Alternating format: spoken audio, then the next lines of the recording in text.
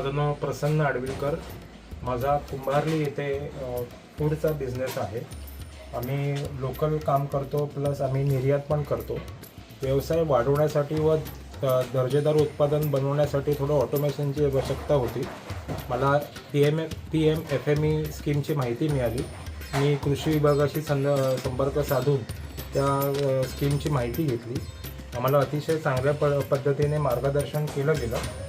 Plus त्या स्कीममधून आम्हाला finance मिळून आम्ही 3 ते 4 मशीन्स घेतल्या.